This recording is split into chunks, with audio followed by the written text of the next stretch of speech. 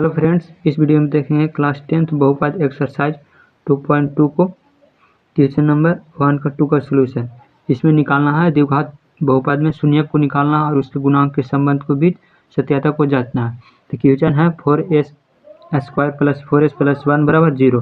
तो इसको लिखिए 4s स्क्वायर प्लस 4s को तोड़े 2s प्लस 1 बराबर 0। 4s स्क्वायर प्लस 2s में 2s कॉमन है तो 2s को कॉमन कर लिए, तो 2s कॉमन किए तो यहाँ बच गया 2s प्लस 1 प्लस इसमें 2s प्लस 1 में 1 कॉमन हो रहा तो 1 कॉमन कर लिए तो बच गया 2s प्लस 1 बराबर 0। इसके बाद देखेंगे ये दोनों में क्या चीज़ कॉमन हो रहा है, तो इसमें भी 2s1 है, इसमें भी 2s1 है, तो 2s1 को कॉमन कर लिए तो बच गया 2s1 प्लस 1 बराबर 0।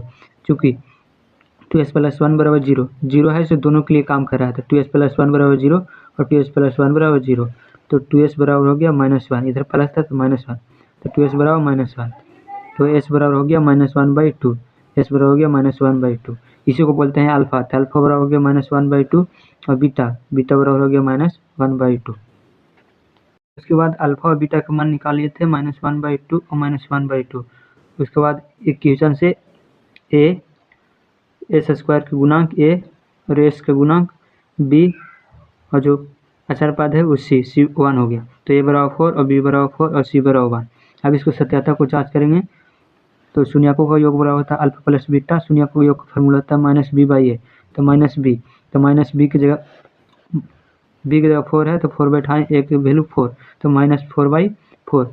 अब अल्फा प्लस बीटा, अल्फा की वैल्यू -1/2 और बीटा की वैल्यू -1/2, तो 1/2 बैठाएँ, इसका एलसीएम ले लिए 2 -1।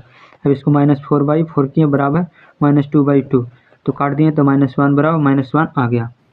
इसके बाद शून्य को गुणनफल आता है, शून्य को गुणनफल का फॉर्मूला होता है alpha into beta, alpha into गुणनफल c/a बराबर, तो अल्फा इंटू बीटा, अल्फा का वैल्यू -1/2 गुने बीटा का वैल्यू -1/2, c का वैल्यू 1 और a का वैल्यू 4, तो 1/4 माइनस प्लस 1/2 गुने 1/4 बराबर है। अतः अल्फा प्लस बीटा एवं अल्फा इंटू बीटा दोनों का पक्ष आपस में बराबर है, इसीलिए दोनों स्थितियों में संबंध सत्य है। यही प्रूफ करना था।